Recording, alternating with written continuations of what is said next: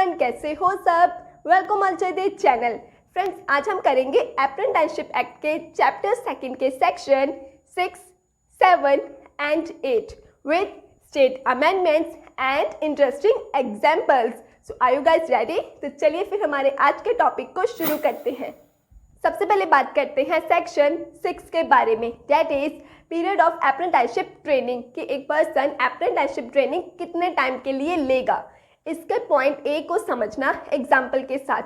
Friends, मान के चलो ये जो पिंकू है ना, इसने ना एक इंडस्ट्रियल ट्रेनिंग इंस्टीट्यूट में क्या है कोर्स करा 2 साल का, और ये जो इंस्टीट्यूट है ना ये रिकॉग्नाइज्ड है बाय नेशनल काउंसिल की तरफ से।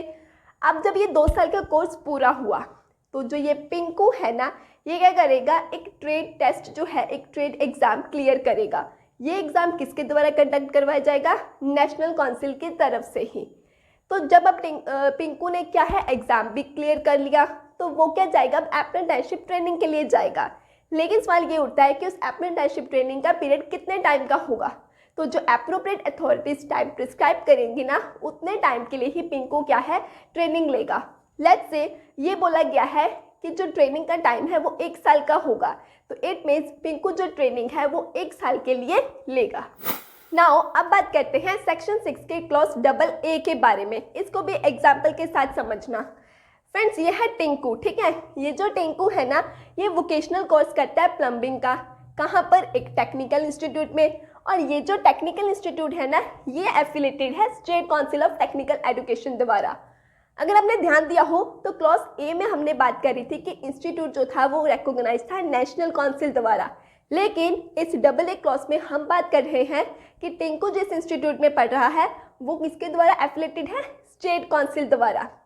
अब सुनो, अब जो ये टिंकू का टेक्निकल इंस्टीट्यूट है ना जहाँ पे वो कोर्स कर रहा है उसके जो कोर्सेज हैं वो अप्रूव किए जाते हैं स्कीम के अंडर। कौन सी स्कीम के अंडर? जो स्पेसिफाई की जाती है सेंट्रल गवर्नमेंट द्वारा ऑफिशियल गैजेट में। अब इसमें भी ऐसे ही होगा।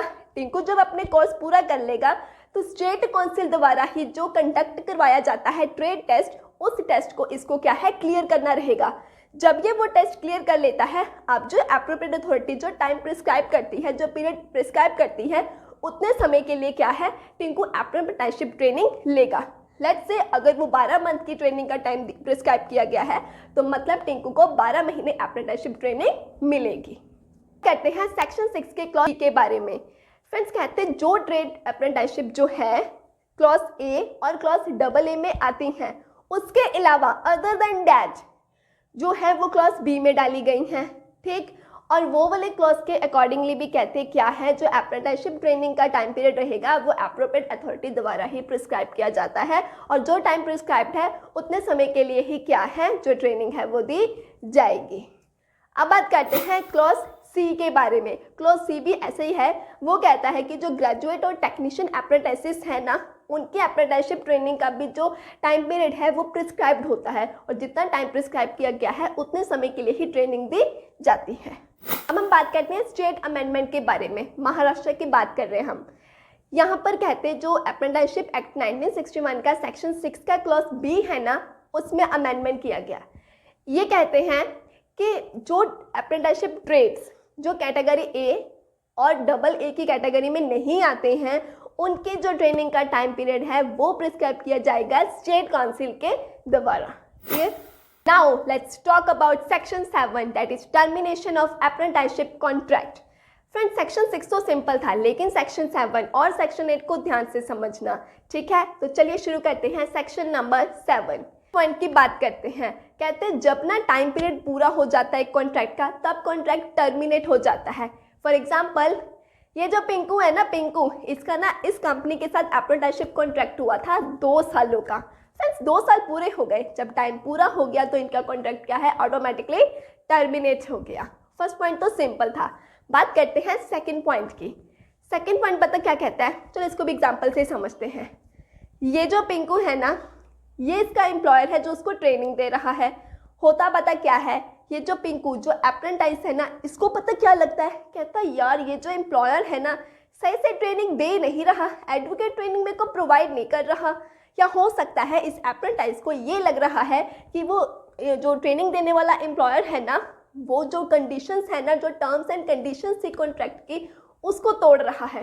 तो ऐसे केस में अब जो ये अप्रेंटाइज है ना, ये क्या है, एप्लीकेशन सबमिट कर सकता है, किसको, अप्रेंटिसशिप एडवाइजर को, और रिक्वेस्ट कर सकता है इस कॉन्ट्रैक्ट को टर्मिनेट करने के लिए। लेकिन उस एप्लीकेशन की जो कॉपी है ना, इस पिंकू को, इस अप्रेंटाइज को, उस एम्प्लॉयर को भी सबमिट करनी होगी पोस्ट के द्वारा। वाई? ताकि एम्प्लॉयर को भी तो पता चले कि आखिर वो कॉन्ट्रैक्ट टर्मिनेट क्यों कर रहा है, उसको रीजन तो पता चले, इसलिए। तो क्या समझे आप, सेकंड पॉइंट क्या कह रहा है कि एक अप्रेंटिसशिप कॉन्ट्रैक्ट तब भी टर्मिनेट हो सकता है अगर, कहते हैं, अप्रेंटाइज को ऐसा लग रहा है कि उसको ट्रेनिंग सही से नहीं दी जा रही है, कॉन्ट्रैक्ट के टर्म्स एंड कंडीशंस को ब्रीच किया जा रहा है, तो वो अप्रेंटिसशिप एडवाइजर को क्या है, एप्लीकेशन भेज करके रिक्वेस्ट टर्मिनेट करने की रिक्वेस्ट भेज सकता है कॉन्ट्रैक्ट को। और साथ ही साथ क्या है, वो कॉपी वो एम्प्लॉयर को भी भेजेगा ताकि एम्प्लॉयर को भी पता चल सके कि किस रीजन की वजह से जो अप्रेंटाइज है वो उसके साथ कॉन्ट्रैक्ट को टर्मिनेट कर रहा है। आई होप सेकेंड पॉइंट में कोई डाउट नहीं रहा होगा। अब बात करते हैं पॉइंट 3 के बारे में। जस्ट इमेजिन फ्रेंड्स, ये जो पिंकू है ना, ये अप्रेंटाइज है, और ये जो कंपनी है ना, इसके साथ पिंकू का कॉन्ट्रैक्ट होता है 2 साल की ट्रेनिंग प्रोग्राम का। जब कॉन्ट्रैक्ट हुआ ना यार, उसने पता क्या था कि जो ये पिंकू जो अप्रेंटाइज है, इसको क्या करना होगा कि जितने भी ट्रेनिंग के सेशंस होंगे वो सारे अटेंड करने होंगे, और जो भी इसको टास्क असाइन किए जाएंगे इसको वो सारे पूरे करने होंगे। ठीक वही कॉन्ट्रैक्ट में ये लिखा था कि ये जो कंपनी, मतलब जो एम्प्लॉयर है ना, वो एडुकेट प्रॉपर ट्रेनिंग देंगे और उसको सेफ वर्किंग एनवायरनमेंट देंगे। ठीक है, ये थी इनकी कंडीशंस, मान के चलो। अब कहते होता पता क्या है, ये जो पिंकू है ना, ये देखता है कि कंपनी तो फेल होगी, मतलब कंपनी जो है वो मेरे को सेफ वर्किंग एनवायरनमेंट दे ही नहीं पा रही है, कंपनी मेरे को एडुकेट ट्रेनिंग दे ही नहीं रही है। तो अगर अप्रेंटाइज को ऐसा लगता है कि कंपनी द्वारा जो कंडीशंस थी वो ब्रीच कर दी गई है, तो पिंकू क्या है जा करके अप्रेंटिसशिप एडवाइजर को एप्लीकेशन देगा और कॉन्ट्रैक्ट टर्मिनेट करने को बोलेगा।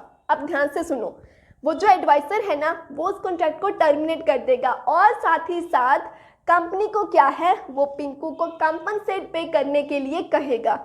अब एडवाइजर जो है, अप्रेंटिसशिप एडवाइजर जो है, जितना अमाउंट कंपनी को कहेगा कि तुम पिंकू को इस अप्रेंटाइज को कंपनसेट के रूप में दो, उतना अमाउंट फिर क्या है, कंपनी को अप्रेंटाइज को पे करना होगा ऐसा कंपनसेशन। लेकिन अब जरूरी थोड़ी है यार हर बार कंपनी की गलती हो, ऐसा भी तो हो सकता है ना कि खुद अप्रेंटाइज ही अपने कॉन्ट्रैक्ट को ब्रीच कर दे। वो कैसे? अब मान के चलो, हो सकता है कि जो अप्रेंटाइज है वो टास्क कंप्लीट कर ही नहीं रहा या रेगुलरली सेशंस अटेंड कर ही नहीं रहा है, तो ऐसे केस में अब कंपनी भी तो एडवाइजर के पास जा सकती है कॉन्ट्रैक्ट को टर्मिनेट करने के लिए, क्या है ना। तो अब मान लो एडवाइजर को लगता है कि हाँ कंपनी सही कह रही है, और एडवाइजर क्या उस कॉन्ट्रैक्ट को टर्मिनेट कर देगा। साथ ही साथ अब वो इसको अप्रेंटाइज को क्या बोलेगा कि तुम क्या है कंपनी को रिफंड पे करोगे। क्या करोगे? रिफंड पे करोगे। तो जितना अमाउंट एक अप्रेंटिसशिप एडवाइजर अप्रेंटाइज को रिफंड पे करने के लिए बोलेगा, उतना उसको पे करना पड़ेगा। तो क्या समझे आप कि अगर कंपनी फेल होती है तो उसको अप्रेंटाइज को कंपनसेशन पे करनी पड़ेगी, और अगर अप्रेंटाइज फेल होता है तो वो क्या है कंपनी को रिफंड पे करेगा। और दोनों कितना अमाउंट पे करेंगे? जितना अप्रेंटिसशिप एडवाइजर उनको बोलेगा। आई होप थर्ड पॉइंट भी क्लियर। नाउ अब बात करते हैं पॉइंट 4 के बारे में। अब सपोज करो ये कौन है? चिंकी। चिंकी जो है ना, इसका ना ये वाली कंपनी के साथ ना 2 साल का क्या है ट्रेनिंग प्रोग्राम का कॉन्ट्रैक्ट हो जाता है। थोड़ा पिछले एग्जाम्पल को रिपीट करते हैं। होता क्या है, कॉन्ट्रैक्ट के अकॉर्डिंगली ये जो कंपनी थी ना, इसको प्रॉपर एडुकेट ट्रेनिंग देनी थी और प्रॉपर सेफ वर्किंग एनवायरनमेंट देना था। सपोज करो 1 साल तक सब चंगा भला था, लेकिन अब क्या हुआ, कंपनी जो थी वो प्रॉपर ट्रेनिंग दे नहीं रही थी। तो ये जो चिंकी है ना, ये जा करके क्या है अप्रेंटिसशिप जो एडवाइजर है उसको एप्लीकेशन दे देती है कॉन्ट्रैक्ट को टर्मिनेट करने के लिए।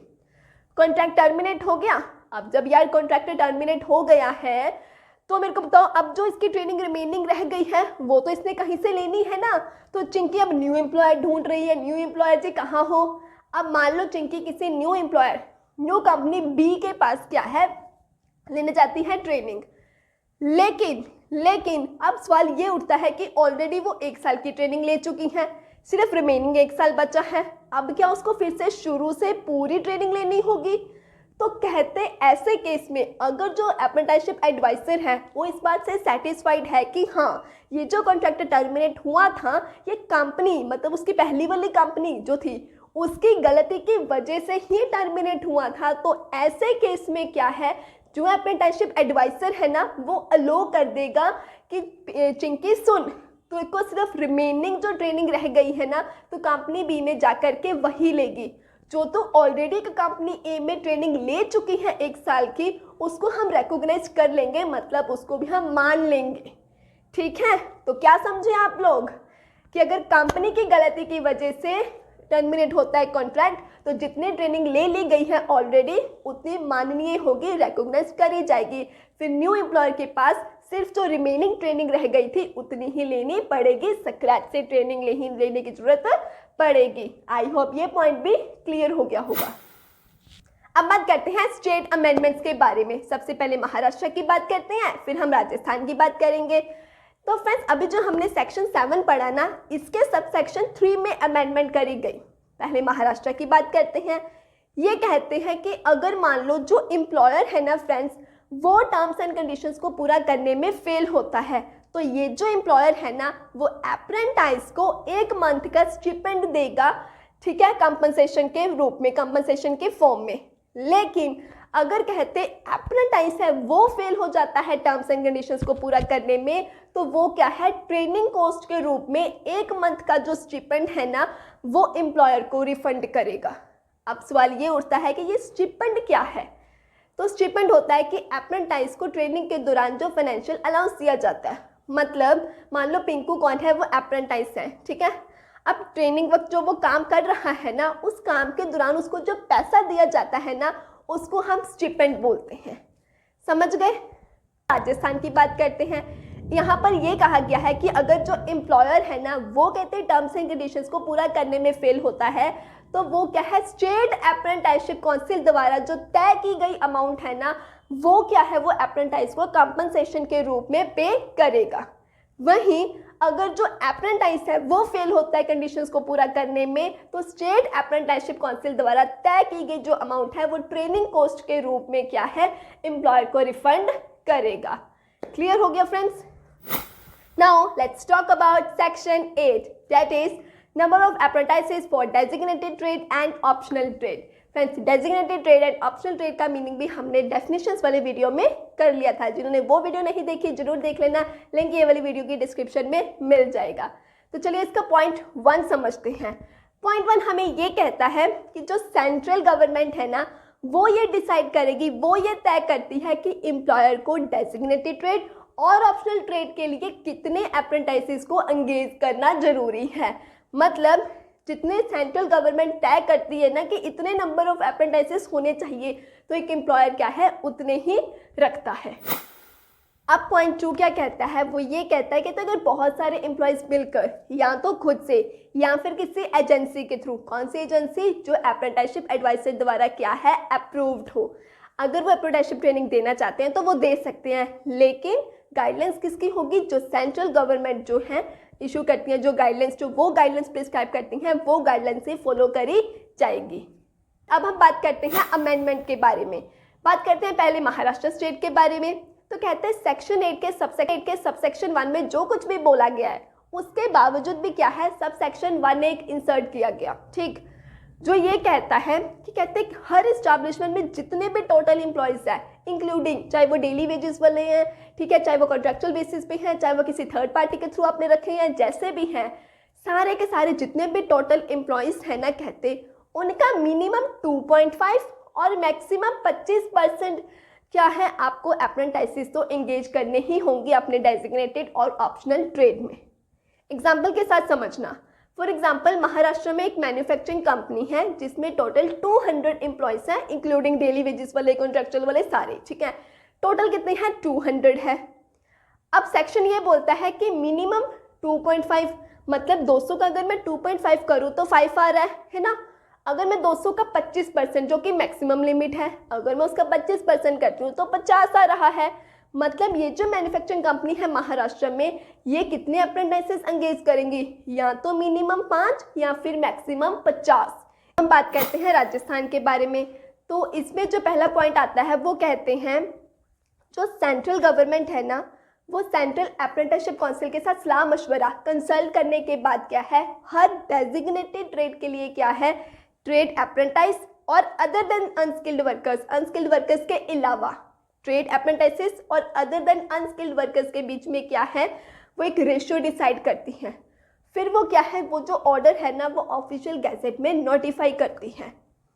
लेकिन कहते साथ ही साथ ये भी बोला गया है कि अगर कोई कंपनी, अगर कोई इस्टेब्लिशमेंट क्या है, जो सेंट्रल गवर्नमेंट ने रेशियो तय की है ना, उससे ज़्यादा अप्रेंटाइज अगर वो रखना चाहती हैं, एंगेज करना चाहती हैं, तो उसको छूट भी दी गई है कि वो एंगेज कर सकती है। ऐसे पॉइंट समझ में नहीं आया ना तो एग्जाम्पल सुनो। मान के चलो सेंट्रल गवर्नमेंट ने ना सेंट्रल अप्रेंटिसशिप काउंसिल के साथ सलाह मशवरा करने के बाद ना ट्रेड अप्रेंटिसेस और skilled workers other than unskilled workers मतलब स्किल्ड वर्कर्स, ठीक है, कि ट्रेड अप्रेंटिसेस और स्किल्ड वर्कर्स के बीच में एक रेशियो डिसाइड करी। वो ये डिसाइड करा कि जिस कंपनी में 20 एम्प्लॉयज़ है ना, तो वहाँ पे 2 अप्रेंटिस तो होने ही चाहिए, ठीक है। इस तरह से रेशियो डिसाइड की जाती है ट्रेड अप्रेंटिसेस और स्किल्ड वर्कर्स के बीच में कि अगर आपकी कंपनी में 20 वर्कर्स हैं तो आपको 2 अप्रेंटिस तो रखने ही होंगे, 10 हैं तो 1 तो रखना ही होगा, मतलब इस तरह से। हम एग्जांपल लेके चलते हैं कि उन्होंने ये रेशियो सेट करी है कि अगर आपकी कंपनी में 20 एम्प्लॉयज़ हैं तो आपको एटलीस्ट 2 अप्रेंटिसेस तो रखने ही होंगे। अब जो कंपनी है वो 2 से कम अप्रेंटिस नहीं रख सकती, लेकिन उसको ये फ्रीडम दी गई है कंपनी को कि इस सेंट्रल गवर्नमेंट ने जो मिनिमम लिमिट सेट कर दी है ना, अगर वो उसके बियॉन्ड जाना चाहती है, अगर वो 2 की जगह 4 रखना चाहती है अप्रेंटिस, 6 रखना चाहती है, 10 रखना चाहती है, तो वो उसकी मर्जी है, वो रख सकती है। लेकिन जो मिनिमम लिमिट सेट कर दी है उसके नीचे नहीं जाना है। क्लियर? अब करते हैं पॉइंट 3 के बारे में। मान के चलो फ्रेंड्स, एक XYZ ऑटोमोबाइल कंपनी है और जो सेंट्रल गवर्नमेंट है उसने ये डिटरमाइन करा था कि अगर कोई ऑटोमोबाइल कंपनी है ना और उसमें अगर 15 एम्प्लॉयज़ हैं तो उनको क्या है, एक अप्रेंटिस तो रखना ही पड़ेगा, एंगेज करना ही पड़ेगा। अब सपोज करो ये जो हमारी XYZ कंपनी है ना, इसमें है टोटल 300 एम्प्लॉयज़, तो रेशो के हिसाब से अब इनको कम से कम 20 अप्रेंटिसेस तो एंगेज करने ही होंगे। तो ऐसे केस में ना मान लो जो एडवाइजर है जिसको सेंट्रल गवर्नमेंट क्या है अप्रूव करती है, ठीक है, वो क्या है नोटिस भेज देता है इस कंपनी को, कहता है कि नोटिस भेज के ये कहता है कि आपको क्या है अपनी मैन्युफैक्चरिंग प्लांट में 20 जो अप्रेंटिसेस हैं वो एंगेज करने होंगे। तो अब ऐसे केस में अगर किसी कंपनी को नोटिस मिल जाता है तो वो उसके लिए ऑब्लिगेटेड हो जाती है, अब उसको क्या है इतने 20 जो अप्रेंटिसेस हैं वो एंगेज करने ही पड़ेंगे। मतलब जितने आपकी कंपनी में टोटल एम्प्लॉयज़ हैं और जो सेंट्रल गवर्नमेंट ने रेशियो दी है उसके रेशियो के हिसाब से जितने अप्रेंटिसेस बनते हैं कि आपको रखने हैं और ऊपर से आपको नोटिस भी आ गया है, तब आप बंद जाते हो इस बात से, अब आपको क्या है उतने अप्रेंटिसेस अपनी कंपनी में रखने ही पड़ेंगे प्रोवाइडेड दैट। लेकिन कहते हैं वो जो अप्रेंटिसशिप एडवाइजर है ना उसको इस बात का भी ध्यान रखना पड़ेगा कि उस एस्टैब्लिशमेंट में कितने ट्रेनिंग फैसिलिटीज़ अवेलेबल है। प्रोवाइडेड दैट एक और पॉइंट है, वो ये कहता है, अच्छा उसको एग्जांपल के साथ समझना। मान लो फ्रेंड्स एक बेकरी है, उसका डेजिग्नेटेड ट्रेड है बेकिंग का, ठीक, और जो भी गवर्नमेंट की रेशियो ना उसके हिसाब से ऐसा था कि उस बेकरी वाले को ना अपने जो उसका डेजिग्नेटेड ट्रेड बेकिंग का था ना उसमें 10 अप्रेंटिसेस एंगेज करने जरूरी थे, ठीक। लेकिन अब यार जरूरी थोड़ी है जितने अप्रेंटिसेस उन्होंने बोल दी हैं उतने हम सच में रखने के काबिल भी हैं, है ना।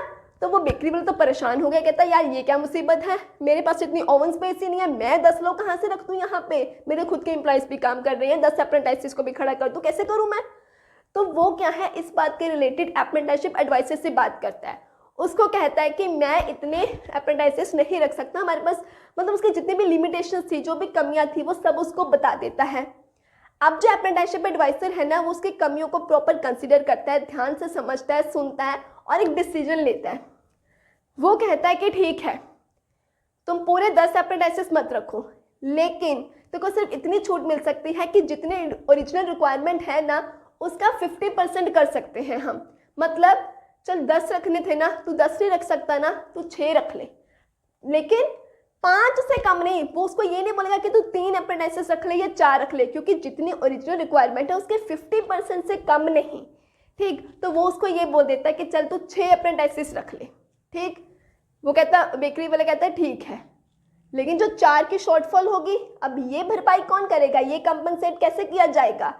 तो फिर ऐसे केस में अब क्या करना पड़ेगा उस बेकरी वाले को, जो उसकी बेकरी में अनदर डेजिग्नेटेड ट्रेड्स हैं, फिर चाहे वो केक डेकोरेशन का है, पेस्ट्री मेकिंग का है, वो वहाँ पर अपने एडिशनल अप्रेंटिसेस रखेगा अपने और अनदर क्या है डेजिग्नेटेड ट्रेड्स में। अब बात करते हैं पॉइंट 3A के बारे में। दैट इज वो ये कहते हैं जो सेंट्रल अप्रेंटिसशिप एडवाइजर है ना, वो या फिर सेंट्रल अप्रेंटिसशिप एडवाइजर द्वारा रिटर्न में अप्रूव्ड किया गया कोई अनदर पर्सन जिसका रैंक असिस्टेंट एडवाइजर से कम का नहीं है, वो ये लोग जब डिसीजन लेते हैं ना कि एक एम्प्लॉयर कितने मतलब अप्रेंटिसेस को एंगेज करेगा, तो वो डिसीजन लेने से पहले कुछ बातों को इनको ध्यान में रखना पड़ता है। चलिए देखते हैं कि वो कौन सी बातें हैं जो इनको पहले ध्यान में रखनी पड़ती है। तो सबसे पहले पॉइंट आता है कि ये लोग ये देखेंगे कि आपके एस्टैब्लिशमेंट में कितने मैनेजरियल, टेक्निकल, सुपरवाइजरी लोग जो हैं एक स्पेसिफाइड ट्रेड में काम करते हैं। दूसरा ये देखेंगे कि आपके एस्टैब्लिशमेंट में मैनेजमेंट ट्रेनिंग कितने हैं। तीसरा ये देखेंगे कि आपके एस्टैब्लिशमेंट में ट्रेनिंग देने के लिए क्या क्या और कितनी फैसिलिटीज़ अवेलेबल हैं। चौथा, ये लोगों को अपने हिसाब से जो रेलिवेंट फैक्टर्स लगते हैं ये उनको भी कंसीडर करेंगे, ध्यान में रखेंगे। मतलब ये सारी बातों को ध्यान में रखकर ही क्या है ये डिसाइड करेंगे कि एक एम्प्लॉयर को कितने अप्रेंटिसेस एंगेज करने होंगे। मान लो सारी बातों को कंसीडर करने के बाद, देखने के बाद इनको लगता है कि इस एम्प्लॉयर को 10 अप्रेंटिसेस को एंगेज करना चाहिए, तो अब वो जो एम्प्लॉयर है ना वो क्या है ऑब्लिगेटेड हो गया, उसको क्या है अब 10 अप्रेंटिसेस एंगेज करने ही पड़ेंगे। लेकिन मैंने एक टर्म यूज़ करी मैनेजमेंट ट्रेनिंग। अरे ये क्या है, तो सुनो एग्जाम्पल के साथ सुनना। मैंने एक कंपनी में गई, XYZ कंपनी में ट्रेनिंग लेने के लिए, लेकिन मैं जो ट्रेनिंग ले रही हूँ ना वो अप्रेंटिसशिप एक्ट के अंडर नहीं ले रही हूँ, मतलब किसी कानून के अंडर नहीं ले रही हूँ। मेरी ट्रेनिंग का भाई ये हिसाब है कि मैं उस कंपनी से ट्रेनिंग ले रही हूँ, अगर तो काम सीख गई, सब अच्छा रहा तो वहाँ नौकरी मिल जाएगी, वरना भाई चल तू बनेऊंगी। तो क्या समझे आप लोग, मैनेजमेंट ट्रेनिंग का मतलब वो होता है जो किसी कानून, अप्रेंटिसशिप एक्ट की बात हम कर रहे हैं, तो मतलब किसी एक्ट के अंडर वो ट्रेनिंग लेने नहीं गया है, सिर्फ वो इस कंडीशन पे ट्रेनिंग लेने जाता है कि अगर वो काम सीख गया तो उसको वहीं पर ही क्या है जॉब मिल जाएगी। 10.4 के बारे में, अगर मान लो यार आप चाहते हो मेरे को भी क्लास में फर्स्ट बेंच में बैठना है, अरे मेरे को भी बैठना है, अरे मेरे को भी बैठना है, तो अब क्या करें, बेंच तो एक ही है। तो हम रोटेशन करते थे ना क्लास में, रोटेशन वाइज कभी आप फर्स्ट पे, कभी मैं सेकंड में, कभी थर्ड पे, ऐसे रोटेशन होती है ना। तो बस इस पॉइंट में क्या है कहते हैं ऐसे ही अगर बहुत सारे इस्टेब्लिशमेंट्स जो हैं, मान लो 2-4 इस्टेब्लिशमेंट्स हैं जो उन अप्रेंटिसेस को क्या है अपनी अपनी इस्टेब्लिशमेंट ट्रेनिंग देना चाहते हैं, तो अब क्या किया जाए, तो कहते हैं रोटेशन करी जाए। मतलब सपोज करो एक ए कंपनी है, एक बी है, एक सी है, ये तीनों ही क्या है अप्रेंटिसेस को ट्रेनिंग देना चाहते हैं। तो अब क्या होगा, पहले 3 महीने ए, फिर बाकी के 3 महीने बी, फिर बाकी के 3 महीने सी, बाकी के 3 महीने डी, मतलब इस तरह से रोटेशन करके क्या है वो जो अप्रेंटिसेस है वो अलग अलग इस्टेब्लिशमेंट में जाके ट्रेनिंग लेंगे और अलग अलग तरह के एक्सपीरियंस गेन करेंगे। ठीक है, तो सिंपल था पॉइंट। कहते हैं पॉइंट 5 के बारे में, दैट इज कहते कि समाज के हित के लिए, for the sake of public interest, central government ऐसा भी कह सकती है कि जो अप्रेंटिसेस हैं आप क्या है एडिशनल मतलब अप्रेंटिसेस को ट्रेन किया जाए। मतलब सेंट्रल गवर्नमेंट जो रेशियो डिटरमिन करती है ना वो उससे ज़्यादा अप्रेंटिसेस को ट्रेन करने के लिए कह सकती हैं, या फिर सेक्शन सबसेक्शन 3A के तहत जो नंबर स्पेसिफाई किए जाते हैं ना उससे ज़्यादा अप्रेंटिसेस को वो क्या है ट्रेन करने के लिए कह सकती हैं। फॉर एग्जाम्पल मान लो सेंट्रल गवर्नमेंट ने वेल्डिंग के केस में ये बोला था कि आपको 10 अप्रेंटिसेस एंगेज करने ही पड़ेंगे, लेकिन समाज के हित के लिए आपको अगर उसको लगता है कि एडिशनल अप्रेंटिसेस को ट्रेन किया जाए तो वो कह सकती है कि 10 नहीं, वो इस लिमिट को बढ़ा सकती है, वो कह सकती है कि 15 को ट्रेन करो, मतलब वो एडिशनल अप्रेंटिसेस को ट्रेन करने के लिए कह सकती हैं। राइट, 6 की बात करते हैं, वो कहते हैं कि अगर जो सेंट्रल गवर्नमेंट है, ठीक है, जो सरकार है वो एडिशनल अप्रेंटिसेस को ट्रेन करने की रिक्वेस्ट कर रही है, मांग कर रही है, और साथ ही साथ क्या है वो आपको फाइनेंशियली मान लो सब्सिडीज दे रही है या फिर आपको ट्रेनिंग के फैसिलिटीज़ प्रोवाइड कर रही है, इक्विपमेंट्स वगैरह प्रोवाइड कर रही है, तो एम्प्लॉयर का यहाँ पे ये फर्ज बनता है कि वो उसकी रिक्वेस्ट को एक्सेप्ट करे, मांग को पूरा करे, वो क्या है एक्स्ट्रा जो एडिशनल अप्रेंटिसेस हैं उनको ट्रेन करना भी शुरू करें और सरकार द्वारा दिए गए जो इक्विपमेंट्स हैं, जो भी फैसिलिटीज़ हैं उनको भी इस्तेमाल करें और उसकी मांग को पूरा करें। अब बात करते हैं पॉइंट 7 के बारे में, पॉइंट 7 ये कहता है कि सपोज करो एक ये जो एम्प्लॉयर है ना, वो क्या है, अप्रेंटिसशिप एडवाइजर द्वारा जो एक डिसीजन, जो फैसला लिया गया है ना ये ट्रेनिंग प्रोग्राम के रिलेटेड, अगर ये एम्प्लॉयर कहते हैं क्या है, अप्रेंटिसशिप एडवाइजर के फैसले के अगेंस्ट है, मान लो वो नहीं सेटिस्फाई होता, उसको नहीं उसका कोई डिसीजन सही लग रहा है, तो ये जो एम्प्लॉयर है ना वो सेंट्रल अप्रेंटिसशिप काउंसिल को रेफर कर सकती है। अब क्या है, इस काउंसिल द्वारा जो कमेटी अपॉइंट की जाती है ना, जो कमेटी बनाई गई है, उस कमेटी का कहते हैं फिर जो फैसला होगा, जो डिसीजन होगा, उसको ही फाइनल डिसीजन माना जाएगा। मतलब जो एम्प्लॉयर है उसको उस कमेटी का डिसीजन जो है वो मानना ही पड़ेगा। सो फ्रेंड्स, आज के लिए बस इतना ही। आई होप आपको आज का टॉपिक अच्छे से क्लियर हो गया होगा। And for more videos please do subscribe the channel. And कोई भी क्वेरी हो तो कमेंट सेक्शन में बेझिझक पूछ सकते हैं। Thank you for watching the video.